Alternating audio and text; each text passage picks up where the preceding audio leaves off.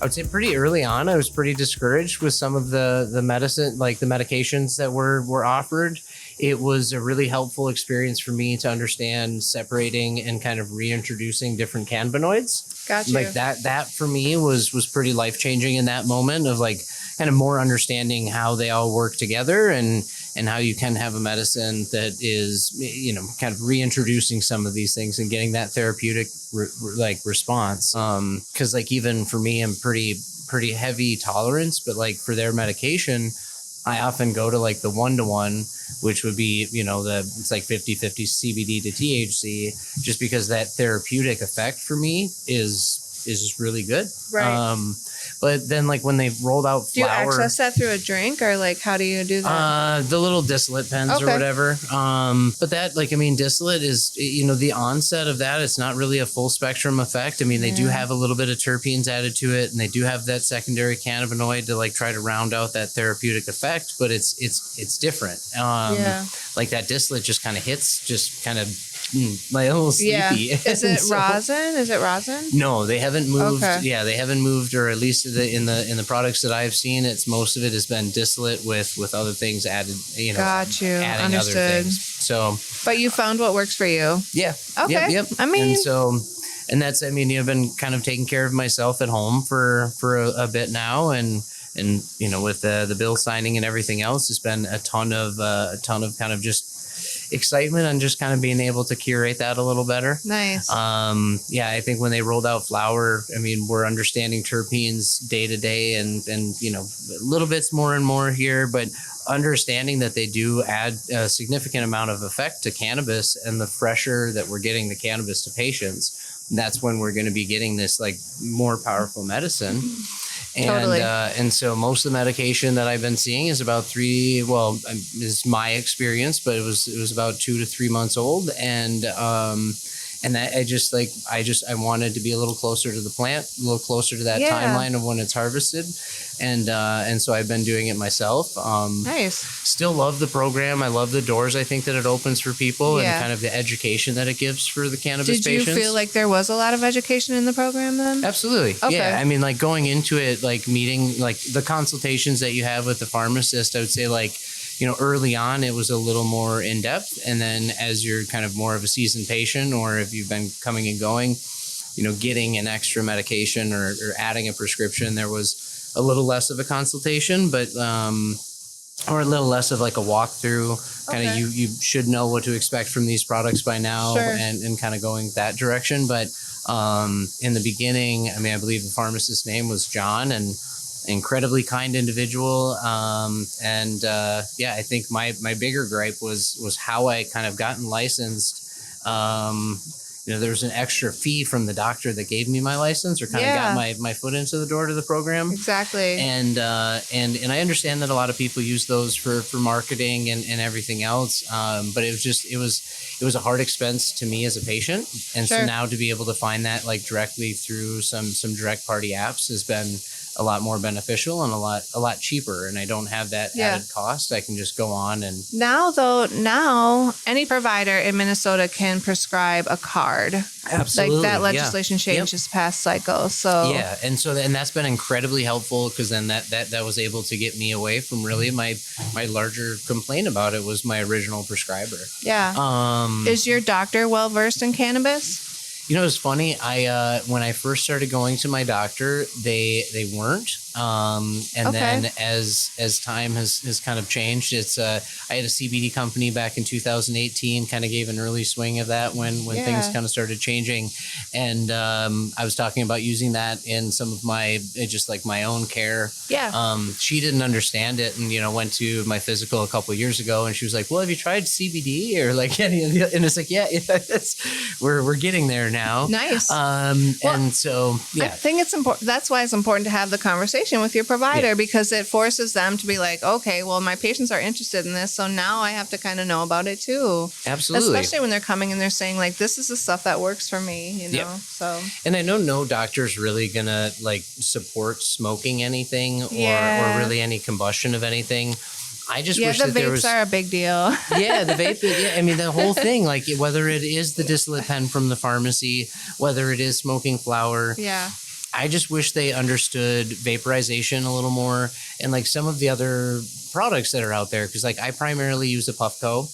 Yeah. And I primarily use rosin. Rest assured, though, I think those attitudes are changing. I was at a panel a couple of weeks ago and heard Rachel Parmalee, who is the president of the American Cannabis Nurses Association, talking about the benefits of people smoking. Sometimes all you need is just that little bit. And if you're vaporizing your flower or your concentrates, like that's way better than smoking a distillate out of a pen where you don't know where that stuff came from and like so well, and for me, I think those attitudes are kind of changing a little bit. It's like that timeline of waiting for an edible to kick in, right? Because like I have a lot of issues sleeping, and so for me, like kind of switching from like I can't give it 20 to 30 minutes or 15 minutes for something to kick in. I kind of like I need that help kind of snapping out of it pretty fast. And so like it for me, I can get that through combustion. I can't really get that through an edible. And so unless they can come up with a magical inhaler, which I have not seen yet. Not yet. Let's make it. Yeah, exactly. But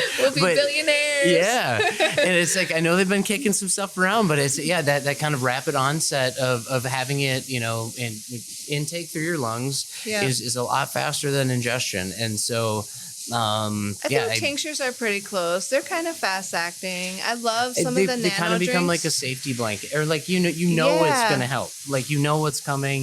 Say like kind of releases on the way. That primarily for me is CBD. Like even if I am feeling uncomfortable, like that can really kind of help mellow me out. And sometimes it's not even the effect of the actual CBD. It's just knowing that I've taken it, kind of taken that moment for myself, and just kind of. That's where my intention lies and kind of get that response. I feel so reassured that people are, I hear you talking about this because I want people to understand that, you get to develop your own relationship with cannabis, however that works for you. If you need an edible to go to sleep, but you're anxious now, just like you, and you need to hit that little flower or do that combustion, like that's just fine. And that's what we call stacking. I mean, there's many different ways of doing it, and everyone should be in charge of their own way. Absolutely. So, I did a sleep study a couple years ago because I doze off for about 15, 20 minutes and I wake up kind of in a panic, a little out of sorts, and did a sleep study and sitting there all hooked up to stuff. It's funny, they put you on like a million wires and then tell you to relax and go to bed. Yeah, I've done one. Have like wax in your hair, it's just like sitting there like and so I was sitting there till about like 2 a.m, maybe 3 a.m, like hadn't slept, hadn't turned off. And then I asked her if I could take some of my other medications, and they said no, like you kind of passed the window of medication. And I asked if I could smoke, and they're like, you have your medical card? And the nurse walked me out with my machine and everything else, and walked outside, and I smoked, and I came back in the next morning. It's like early wake up, this like 5 or 6 a.m. that they wake you up. And the nurse was so excited. She was like, it was so crazy. She was like, you like your brain, like honestly, you just like, you're watching, you're all over the place. We went outside and it just went it's just like, and you were asleep. And so it was super, super fun to like actually get that feedback from a medical professional, like see that response, because there are some conflicting studies out there with how cannabis does help or affect your sleep in general, and heavy usage of cannabis, what that can do to your sleep over time. So the research is tough. I think we have to look at different ways to research cannabis, because it's not like a cut or dry. You can't, isolate it. And then you talk about full plant medicine versus isolates, and there's just so much to be done, Absolutely. Well, and I think you nailed it. Of like, it's like really your relationship with the plant. Exactly. Like it's not like, and people have to learn that over time, and they will as the market matures. People are coming into stores buying canned product, kind of expecting them to have the same effects as they did smoking in high school. Right. And they're going to have to relearn those relationships in ingestion, because some of these people don't want to smoke at all anymore. Yeah. And so those relationships are going to change, and people are going to need to figure out how to become their own alchemists and kind of figure out their own path. And that's what I think is super fun about the plant, because it's like, if you're open to it, if you're open to the culture of it, it really, you can just kind of find some really beautiful ways of caring for yourself. For sure. Speaking of alchemy, I'm Molly, the Kush RN, and you've reached Conversations with Kush podcast. And today we are sitting down with Robert Kaiser from Piffton and co-owner of Flying High Cannabis Company. Robert's been working here a couple of years, and one thing that you've done a really great job with is fostering this community and doing this cannabis happy hour every Wednesday here at Earl Giles. Thank you. Thank you so much for inviting cannabis into that space and inviting a place where people can feel comfortable talking about, what works for them. Yeah. And it's been really beautiful. Like, I mean, I know a lot of people in the Twin Cities have tried to do similar things. I think the setting and what these guys have already put together within this business was a beautiful canvas to kind of bring some hospitality to the cannabis community, and to just kind of show everyone that we're not doing anything wrong, give people a space to network and kind of come together and build community. And like, we could have thrown that set together and it just could have flopped. But instead it's like our friends and community and people have come out week after week after week supporting this. And it is like, that is the response that I did not expect. And like, I mean, some people, I mean, if you compound that over a month, that's a gym membership. That's a car payment.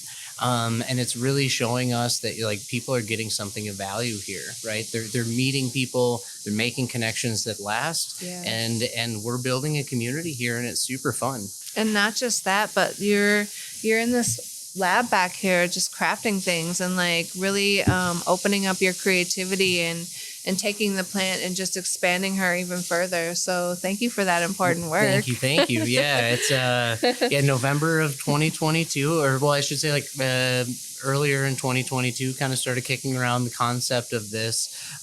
Started reaching out to a lot of people more in like the restaurant and hospitality scene, because like I was seeing a lot of seltzers come out and just kind of like quick passes, which is totally fine. Like I'm not dogging that at all. I think that they're very health conscious right now, or it's a good quality product if you want just your THC or your cannabis without any of the other stuff. But I stopped drinking about probably going on 6 years ago now, and it was a big component to me. I miss natural wine. I missed cider. I missed all of the other components of just like sitting down and having something exciting to talk about. Yeah. And cannabis has that, but it didn't have that socially within like the beverage space, right? It was either a seltzer or a cola or a fruit beverage, or it just pretty basic kind of funnels. Now things are getting more creative and more products are coming out and in pretty large swaths in Minnesota. Yeah. But I really wanted to showcase the terpene profile of the cannabis plant.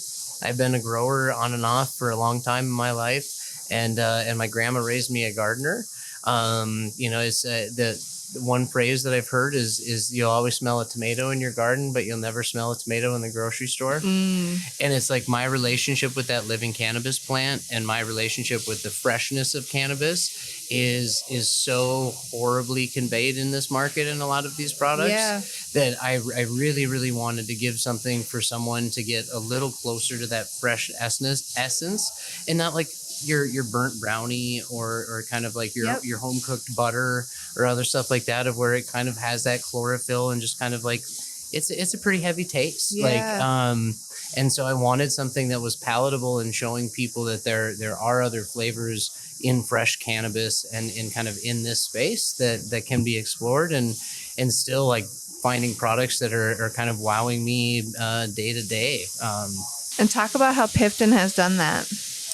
So we started kind of doing, and I should have had some cans, but started with kind of focusing on that strain, looking at those terpene profiles. We kind of sat in similar to like smelling wine or any other spirits, like had a pretty, just a wine glass and kind of letting the terps open up.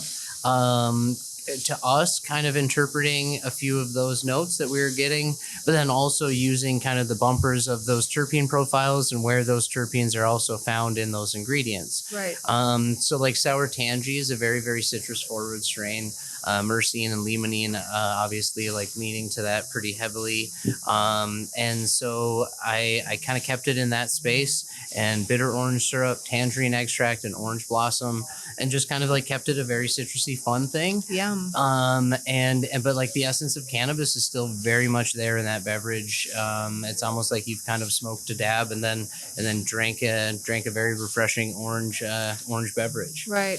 It's how we're going to get people to come to cannabis, I think. It's how we're going to get people to come out of the closet, is introducing them to things that taste really good and also can make them feel good and is an alternative to alcohol. Mm-hmm. Like that wellness piece is right there. And thank you so much for focusing on the terpenes, because to me, that's where people dial into like really where they want to be at. You know? Yep. So, and I've heard a lot of people that don't really have, and I am not a huge fan of the term like as THC now coming from hemp is D9 versus it's all like it all should be D9, it all should be THC, it's all the same thing, depending on how the process is. But it is some people in some of these D9 products, they feel kind of groggy the next day, or they kind of feel a little beat up if they've had too many of them. Right. And you know, I would say like I think that is appropriate to say in cannabis that there really isn't like a hangover.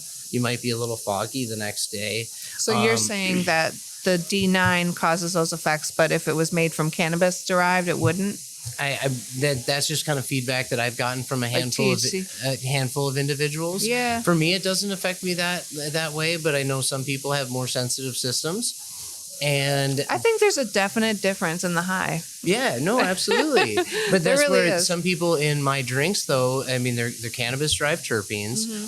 And it's adding a little element of that entourage effect, sure, and kind of adding to some of that. But I've had some people kind of more come up to me and say, usually these products don't make me feel that way, like that great the next day, but I was feeling totally fine off of your product. Got you. Okay. And so I don't know if, I mean, it's a very small amount of terpenes that we're adding into these, but much larger in comparison to any other product on the market. Yeah.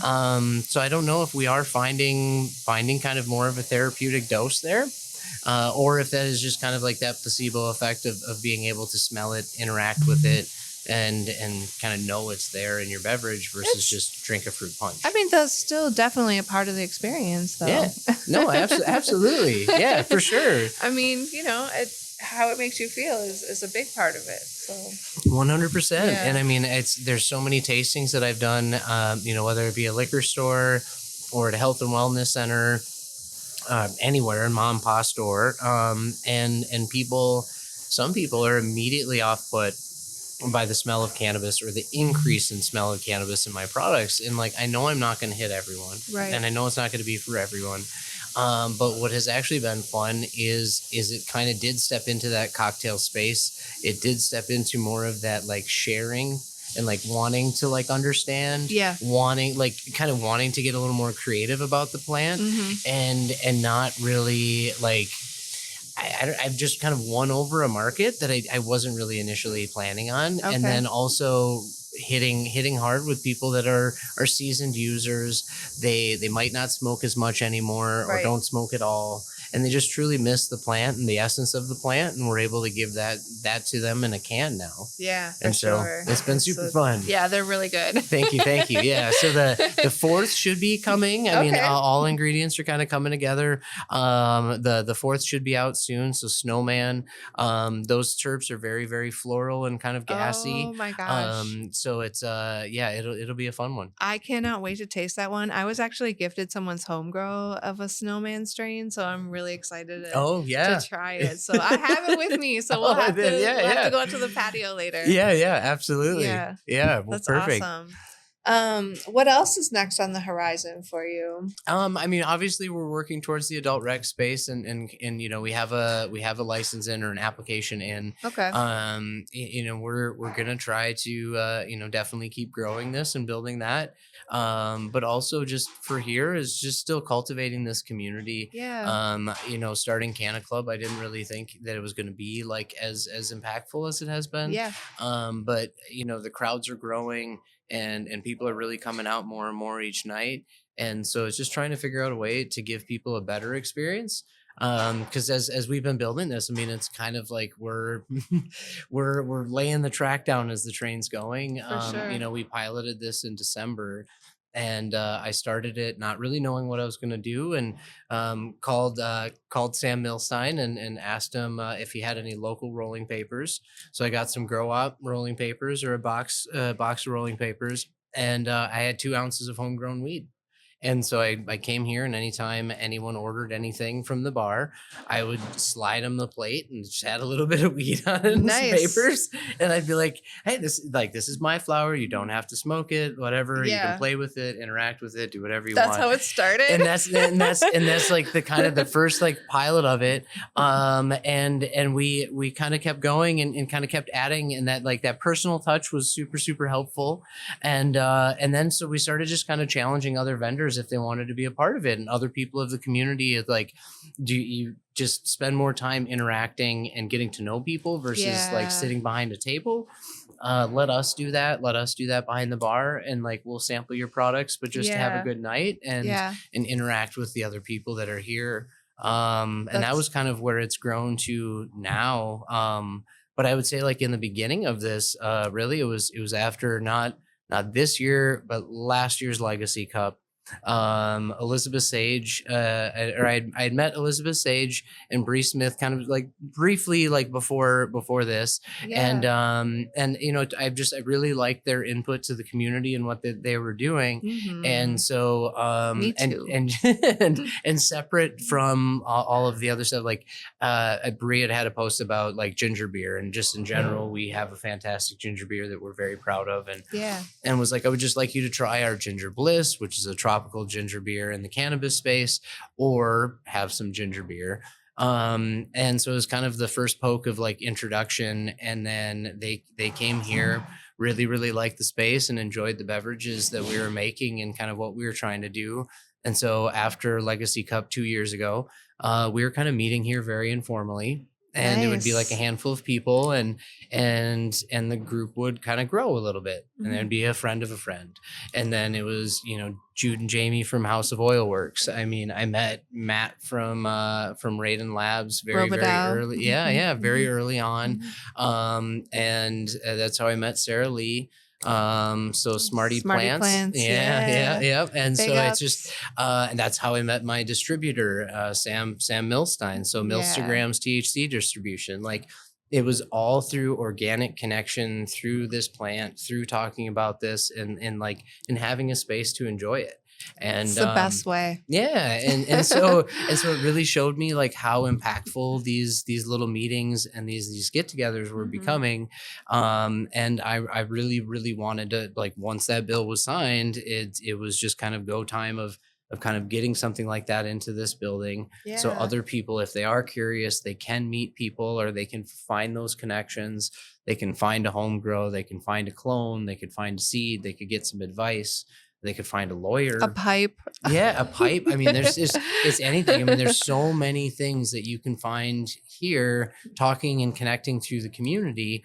That's been incredibly beautiful. It has been. very much surpassed just like the simple networking that I was hoping to do. I mean, obviously getting into the adult rec space, you want to find growers, you want to find your genetics, you want to kind of start dialing stuff in. Mhm. And you don't want to do that the second your name gets drawn out of a hat. Like, you want to start doing that early. Right. And so it was kind of creating this in a larger scale, so we could connect and everyone could get to know each other. And I'd like to feel that many businesses have started here, or many partnerships have started here, and many friendships have definitely started here. Definitely. Yeah. Yeah. Thank you. Yeah. Thank you for creating such a genuine and open space for people to come and enjoy medicine and to meet and be in community with each other. I think we need more places like this.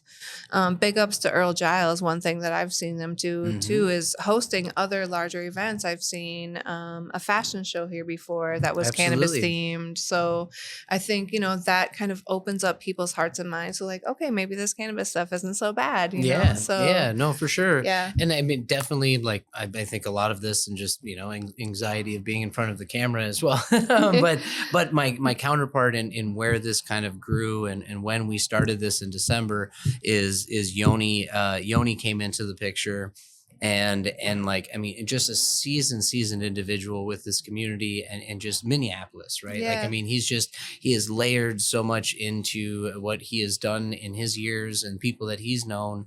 And so for us to start kind of coming together and start building this and start kind of going back and forth on vendors or other connections throughout the community, we really have been able to complement each other in a really beautiful way, That's and kind awesome. of start shaping this. And so like, yeah, definitely like kind of started, accidentally and organically through informal happy hours. Yeah. But Yoni has definitely helped be my kind of secondhand man, and kind of shaping this to what it is today. Awesome. So Yeah. I just make sure I got to plug Yoni. You're in there. Yes, you are, Yeah, sir. yeah.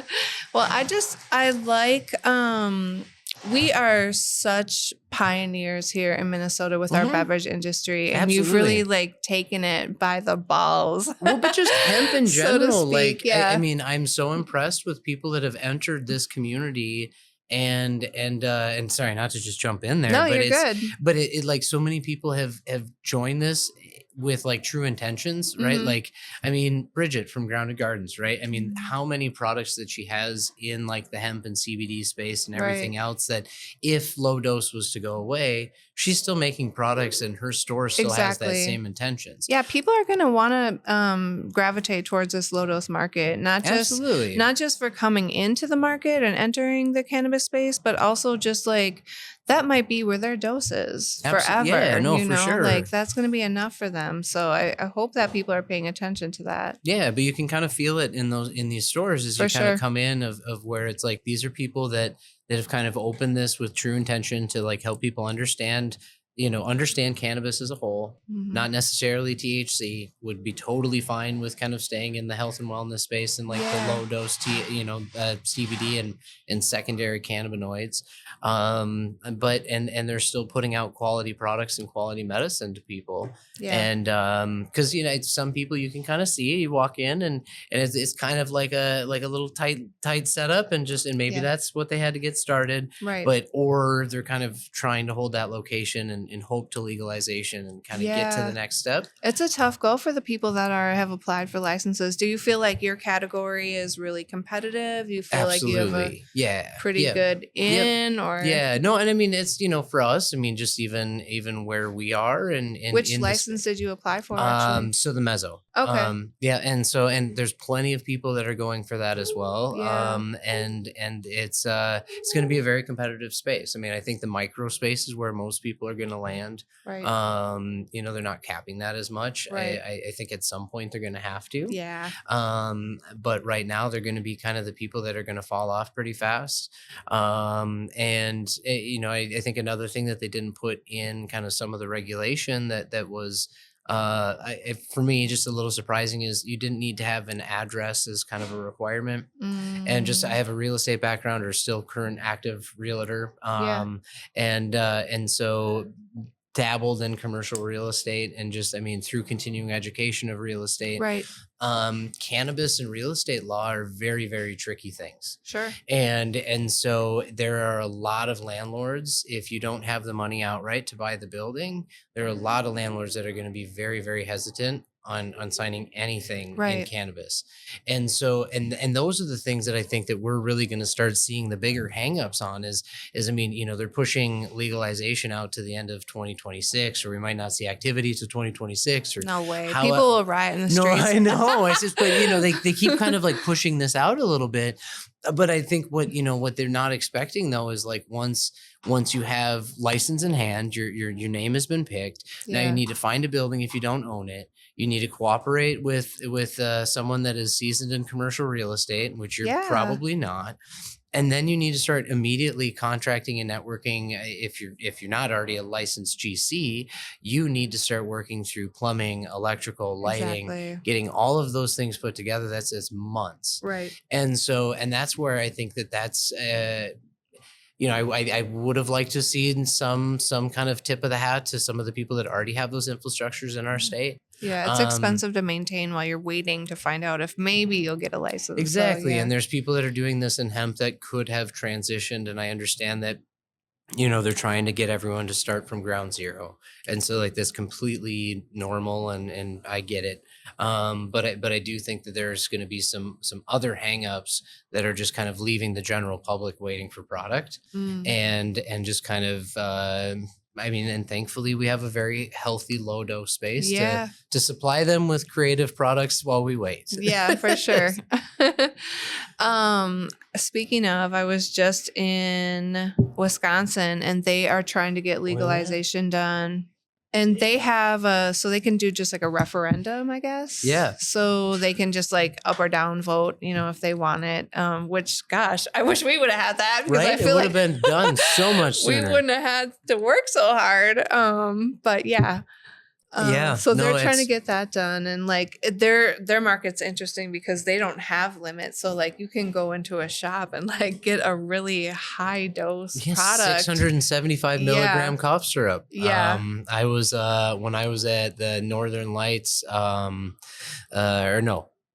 Haze. It was the Northern Haze Festival that Legacy had put on with Ben Paddle up in Duluth. Okay. There was a smoke shop, Ignite Smoke Shop. It's on the other side of the river in Superior. Superior. Okay. They couldn't sell the products, but they could demo what they had, or not demo. Sorry, they could show them. They can't open anything, but 675 milligram cough syrup and some pretty heavy dose products. Right. So like if a little old lady gets a hold of that, I know. It's not going to be a good night. No, it is not. It's going to be a scary night. I mean, she won't die, but she's probably never going to try cannabis again. No. And those are like the scary experiences that we want to try to avoid in this market. Yeah. But for me personally, they're kind of the therapy. They're like the therapy sessions that I kind of secretly need. Like every once in a while, and no matter, I've been using cannabis on and off for about 25 years of my life, probably maybe started a little too early as some medical science would say, but it's done me well. Yeah. But I've accidentally had a couple experiences of where I've ingested too much or didn't know the milligram of something before trying it, and realized I was kind of 100 and plus milligrams on my way to a good night. But like those 15 to 20 minutes of where I would say it's like the kind of onset is a little panicky, a little nervous, like you kind of get a little scared. But it's kind of those moments of reassuring yourself that you're okay, like that this is not going to last forever. This is not some scary trip or anything else. Like you can eat your way out of this. You can sleep your way out of this.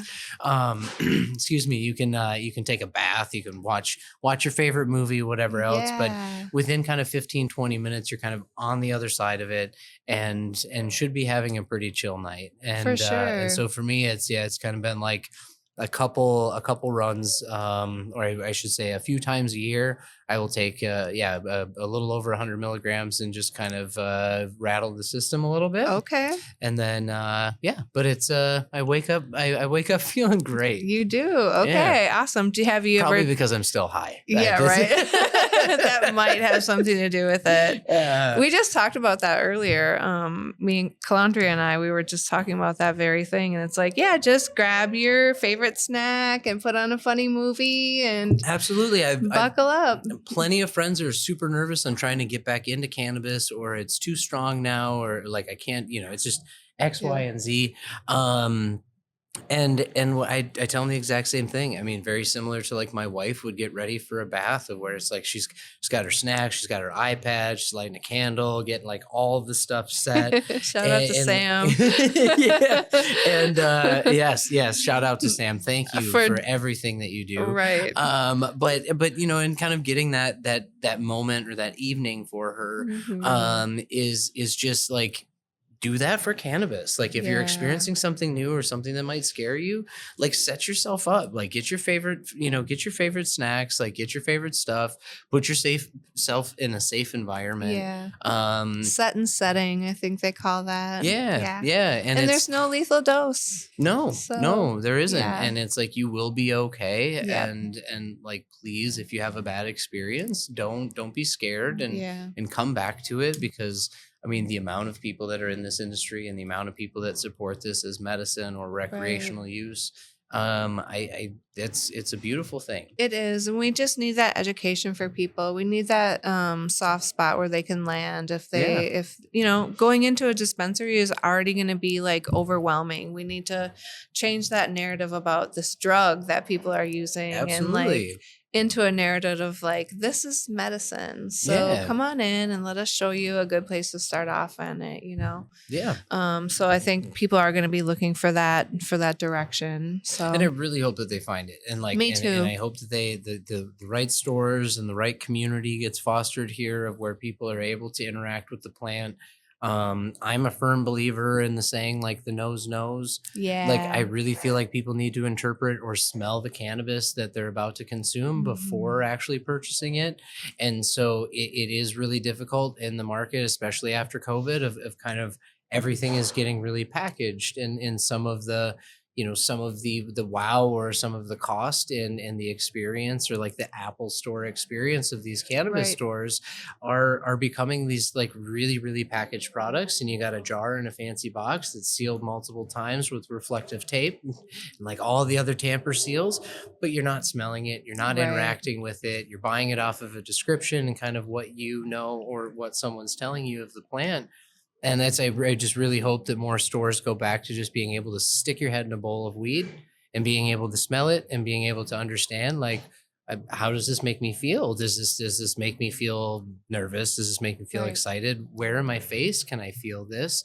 And how is this going to affect me? Mhm. And because I really feel that there is a way that you can just smell and simply interact with cannabis through scent, and understand how it's going to affect you, and the high that you're going to get from it. Well, and Piffton enters the chat at this point with their terpene infused drinks, and there we Yeah. go, right? Yeah, absolutely. Yeah. And then so that's where we're at. So Nice. yeah. What have been some of the challenges in this market, in this industry for beverages? I mean, obviously shelf space is super hard, right? I mean, we're trying to get into every store. These store owners are trying to carry variety for their customers. They're Mhm. also trying to build good relationships with people. Um, but just in general, just like getting into a store. I chose to go all natural cane sugar in my products, and keep them more full flavored, and a little more of a cocktail approach. But I know that some stores, like, especially in playing in the health and wellness space, kind of having that land. I'm trying to have them understand that it's a natural product versus synthetic. And but I totally understand the dietary issues, and some people wanting lower sugar, or more of a seltzer, Yeah. or prioritizing products like that on their shelf. Yeah. But then also too, is and something that I totally knew entering this space in the direction that I did, is that it's not going to win over everyone, right? Like, I mean, I'm not going to get everyone with like a very very terpene or cannabis infused smelling beverage, but I will captivate my market, and Yeah. I'll have my friends. That's all you got to do. Yeah, and it's been doing that. I mean, you know what? We landed third at Legacy Cup for most innovative beverage. So Okay. it's like, I know Nice. some people aren't, but I landed on the podium. Yeah. Tell me It's what you entered.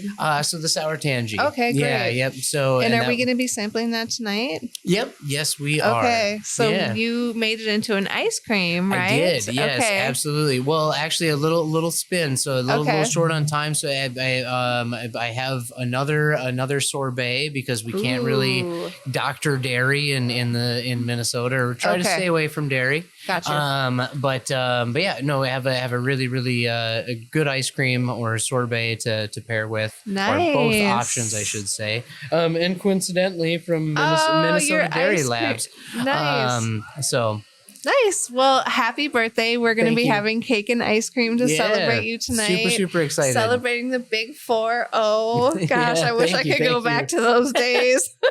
Yeah, well, it's weird when people ask, like, how long have you been in this industry? And it's like, oh, on and off, a little over 20 years. And they're like, what? And I'm like, yeah, it's a Yeah. long story.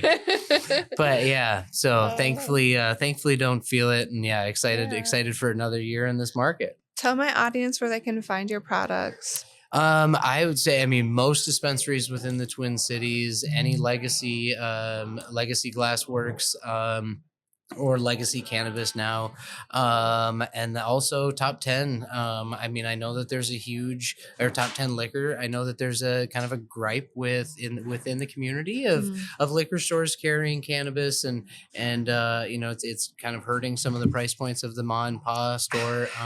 What about the municipals? Have they been open to cannabis products? They have been open. They have smaller sections. I think their understanding or openness to understanding cannabis, to me, has felt more limited. Okay. But my experience with Top 10 and how they're trying to kind of foster cannabis, how they're trying to fold this into their customers and into their already very established stores throughout the Twin Cities is, I mean, should be respectful. I mean, or should be respected to some regards. Okay. It's they've done a really good job with it, and they're really trying to make sure that they're carrying quality product and getting us in there, engaging with their customers all the time, and doing samples and education. And, Awesome. And then I think like 3 or 4 times a year they do kind of a larger tasting event, and then pull staff in so we can Okay. educate the staff afterwards. Oh, that's great. Good Yeah. job. Yeah. No, so it's yeah. been, I mean, I've been very surprised with kind of more of their approach. Like you can tell they want the education. They They want find value in it. yeah, Yeah. and they want to do it right. And so Sure. like I'm not seeing that response with many other liquor stores in the Twin Cities. I mean, they leave it up to us, or they have, someone in their department that knows a little more about cannabis and Got you. can step in. But they're really trying to push it. So Okay. Well, more of that. Applause to them. absolutely. Yeah, I appreciate that.